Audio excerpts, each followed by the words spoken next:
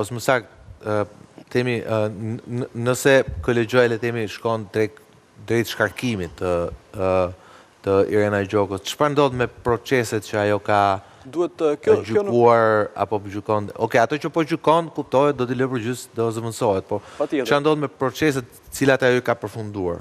Kjo duhet parë në fakt nëse ka qenë edhe një trup e vetme, pra e përbërë vetëm nga kryetare, si mund timi kryetare e trupës gjykues, vetëm Irena Gjoka, apo ka pasur edhe persona të tjerë, pra në trupin gjykues, që mund t'jenë edhe 2 gjyqtarë të tjerë plotësues mbështetës të Irena Gjokës, pra është gjithçka në kompetencat, pra se si do të veprojë qoftë edhe Kolegjoja për të bërë pra argumentimin më pas nëse ka qenë në procese gjyqësore, pra që ka pasur disa nga më të rëndësishme që nga Fredi Beleri, qoftë edhe seancat paraprake për Ilir Metën. Kjo ka qenë gjykatëse tek Fredi Beleri? Patjetër, ka qenë gjyqtarja, pra që u morë edhe...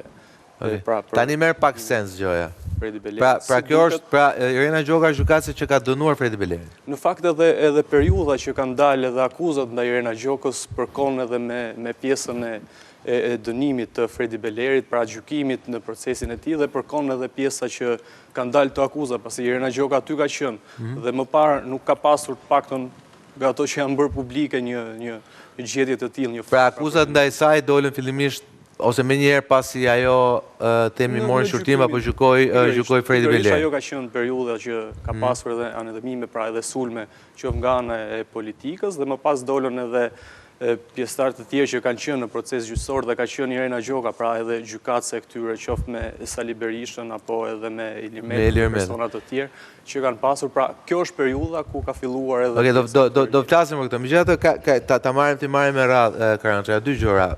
Te para njerë, nuk e kuptoj një person që ka se njerëz jemi, na ndodhin gjëra në jetë, kuptohet që nuk janë gjëra të këndshme, do i pranojmë, po e para njerë si ka mundësi që mund të fshehesh një gjë të tillë, si tentosh ta fshehesh një gjë të tillë, dhe e dyta, që patjetër do të flasim pastaj për sistemin, si ka mundësi sistemi i vettingut kanë lënë gjëra të tilla të kalojnë. Tani unë po e nis nga sistemi i vettingut, nga pyetja, nga sugjerimi i dytë. Tash në rastin konkret, po konstatojmë se tek sistemi i vettingut ka ngel miu dhe ka kalu ariu. Pra miu në vogël ta e kanë kapur dhe ka kalu një ari i madh. Pse po them ari i madh? Vettingu ka qenë me 3 kollona. Një nga kollonat ka qenë pastërtia e figurës. Plotësohet një deklaratë personale, të cilët je dënuar si e dënuar. Pra që këtu ti e ke plotësuar dhe vettingu duhet ta aprovote. Rezulton që kjo vettingu nuk ka funksionuar. Pra që këtu ne kemi një rëndje totale të vettingut, sepse neve bëm këtë për me kontrollu figurën, për me kontrollu pasurinë, lidhet me krimin e tjerë. Që këtu ne dështum fakti që Irena Gjoka me 3 mbiemra, që ka Gjoka, Maneku dhe kishte edhe një mbiemër, të cilët vetë lind një çudi. Rezulton e dënuar, këtu kemi një rëndje të sistemit të vettingut. Na ka rezultuar edhe raste tjera që kanë kaluar persona me probleme, për rastin konkret konstatojmë jo vetëm rënien e vettingut, por Irena Gjoka ka kalu dhe një komision të posaçëm. Pra ngrihet një komision i posaçëm që do ketë çështje të rëndësishme. Pra ka kalu filtrat e KLG-s, ka kalu filtrat e tjerë.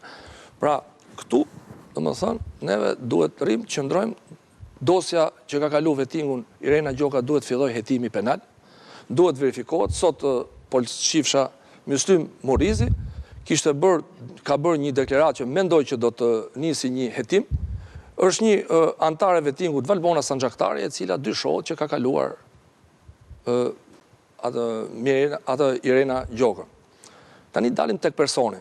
Tash një person që ka këtë problem të tillë, nuk duhet në asnjë mënyrë nuk duhet të marrë pjesë në institucione të tjera që kanë filtra, sepse këto kanë shumë filtra, ka aq më tepër që thuhet ka pas çështjen e Belerit. Dhe Beleri do bëjmë mbrojtjen e vet. Nëse je i dënuar tani, që je i dënuar ti ta ka fajin Beleri, ta ka fajin Berisha, apo e ke fajin vet. E ke fajin vet se ti s'duhet të ishe këtu. Moralisht duhet kishe gjetë një cep në fier atje ku ishe, rri shif aty merru me çështjet e fshatit, me vjedhje... Unë tem dhe skepse nuk e deklaron, se në fund fare këto punët e çështjes vizave janë një fenomen i tranzicionit shqiptar. Ajo është dënuar në 2005 në Shtafër. Një gjyqtar nuk mund të falsifikojë vizën. Nëse ta ka refuzuar vizën, ti mos shko. Ke shumë gjyqtar në territorin e Republikës së Shqipërisë për një shkak apo një tjetër, në një ambasadë huaj ka gjyqet të s'ta jap vizën. Çfarë do shkosh do falsifikosh vizën? Që në këto moment ti duhet kishe nejt me një cep aty, të kishe pa, do të mos ishe